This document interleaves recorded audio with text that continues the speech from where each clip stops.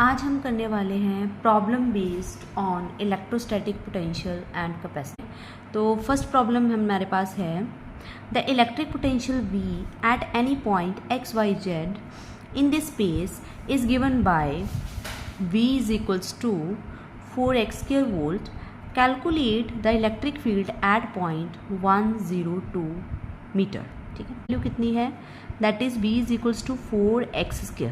यहाँ पर अगर हम इसे कंपेयर करें तो x हमारे पास है 1 मीटर, y है हमारे पास 0 मीटर और z है हमारे पास 2 मीटर। यहाँ पर डिस्टेंस दिया है और पोटेंशियल दिया है और फाइंड करना है हमने इलेक्ट्रिक फील्ड।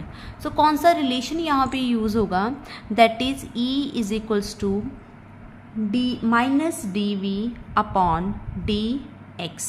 ठीक है, फाइंड करने का वो होता है हमारे पास इन vector form, that is Ex i cap plus Ey j cap plus Ez k cap, क्योंकि कोऑर्डिनेट सिस्टम में हमने करना है। पहले हम क्या करेंगे, ये जो वैल्यू हमें दी हुई है इसमें हमने वैल्यू फाइंड करनी है। सबसे पहले हम फाइंड करेंगे वैल्यू dV अपॉन dx, जाएगी आपकी -dV अपॉन dx।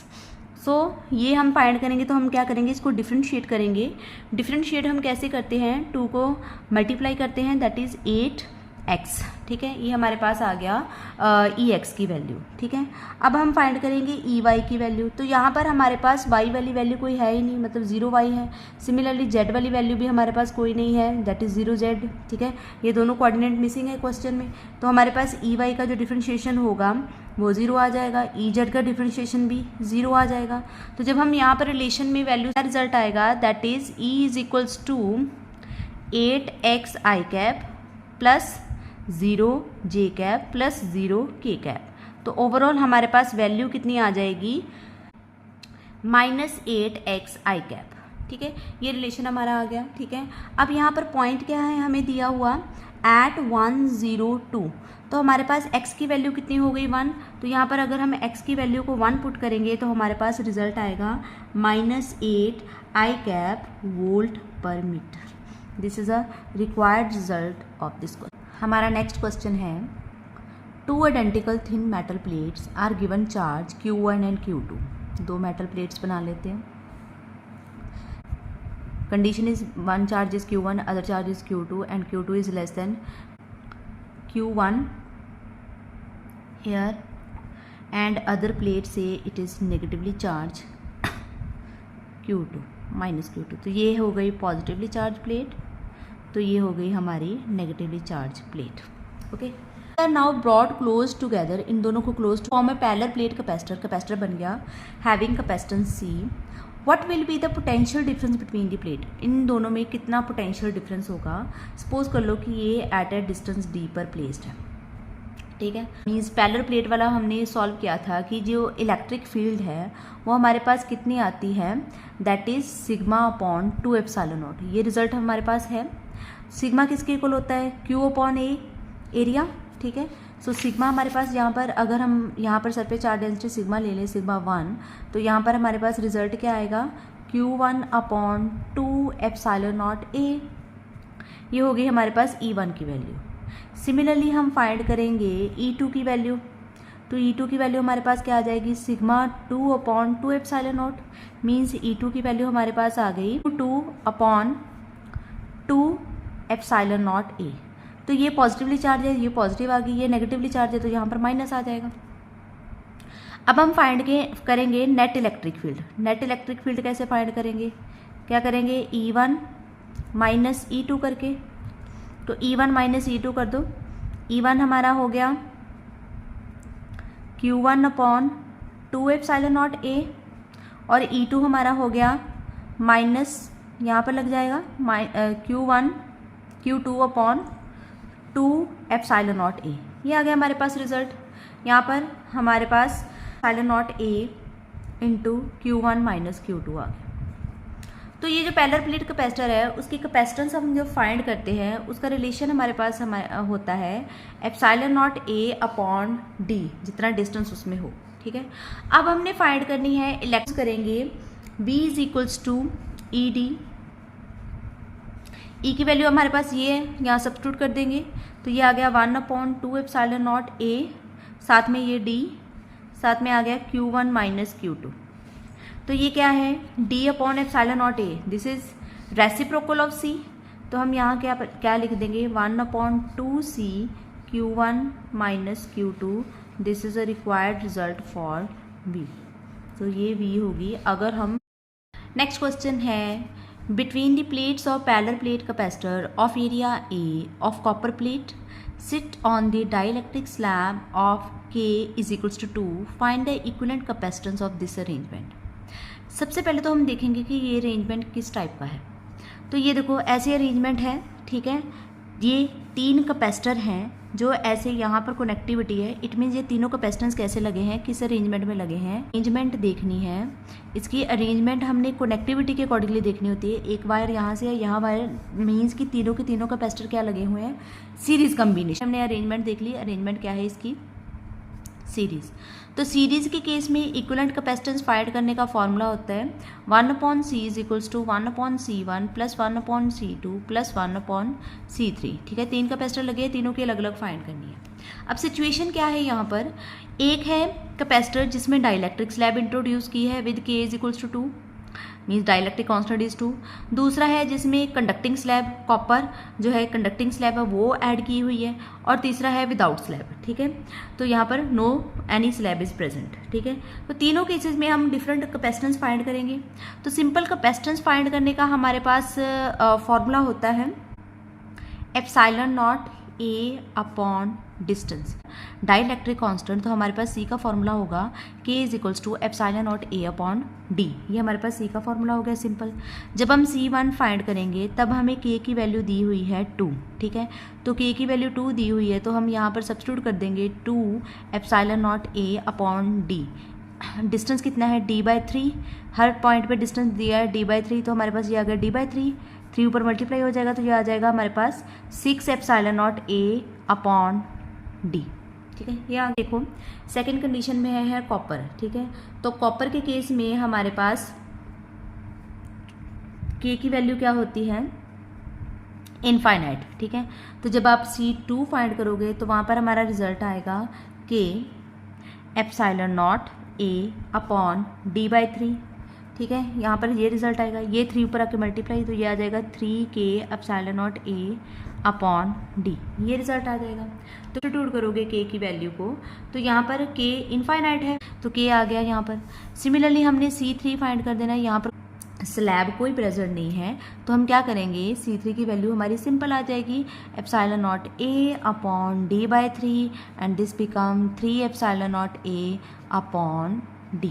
ठीक है, ये हमारे पास रिजल्ट आ जाएगा। ठीक है, अब क्या करेंगे, हम इसमें वैल्यू सब्स्टिट्यूट कर देंगे तो हमारे पास क्या रिजल्ट आएगा, 1/C that is equals to 1/C1, C1 है हमारा ये।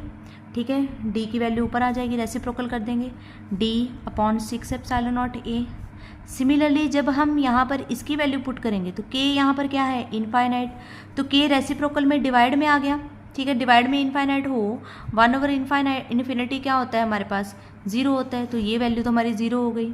ठीक है, सिमिलरली हम 1/C3 पुट करेंगे तो 1/C3 में क्या आएगा, ये वाली वैल्यू है 3 की। ठीक है, D ऊपर divide by 3 epsilon naught A, तो यहाँ पर हमारा एलसीएम आ जाएगा that is 6 epsilon naught A, यहाँ आ जाएगा D प्लस यहाँ आ जाएगा 2D, तो ये रिजल्ट बन गया 3D upon 6 epsilon naught A।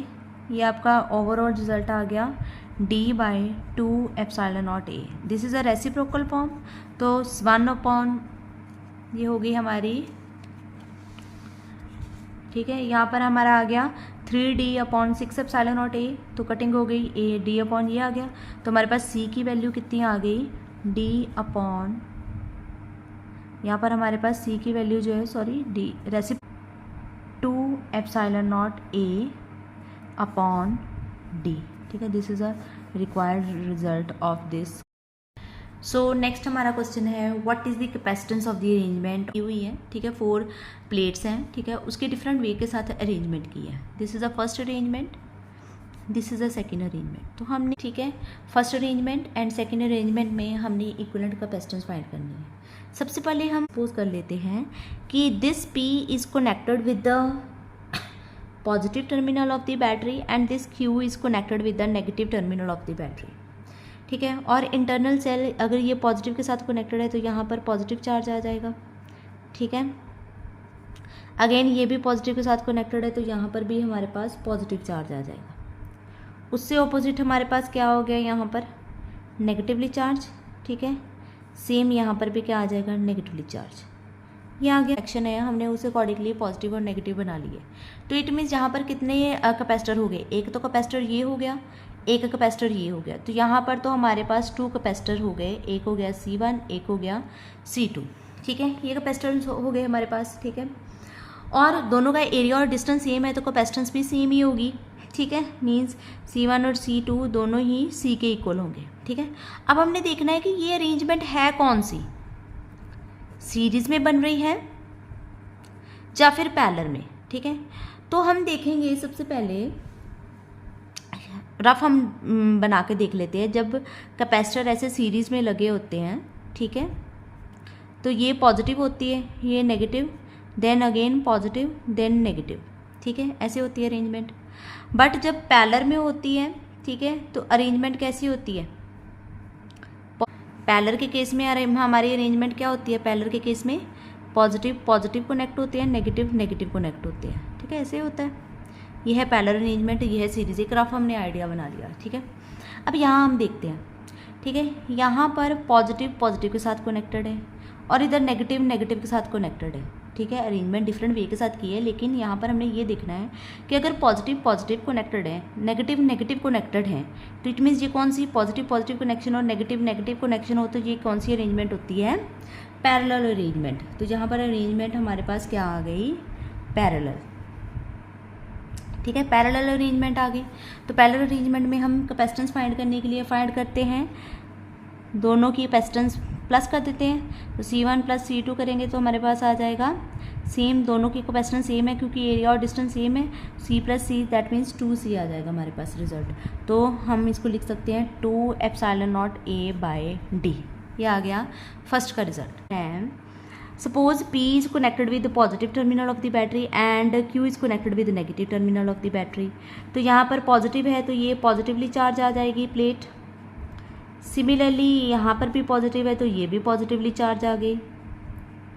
ठीक है, और यहाँ पर ये नेगेटिव है तो ये भी नेगेटिवली चार्ज आ गई. ठीक है, ये वाली जो है नेगेटिवली चार्ज बॉडी आ गई. अगर ये नेगेटिवली पूरी नेगेटिवली चार्ज बन जाएगी. ठीक है, सिमिलरली यहाँ पर भी नेगेटिव है तो ये भी नेगेटिवली चार्ज बॉडी बन जाएगी. सेम यहाँ पर भी पॉजिटिव पॉजिटिव पॉजिटिव आ जाएगा. तो इट मीन्स अब यहाँ पर कितने कैपेसिटेंस बन रहे हैं, नेगेटिव पॉजिटिव नेगेटिव पॉजिटिव. तो हमारे पास यहाँ पर कैपेसिटर बन रहे हैं C1 C2 C3.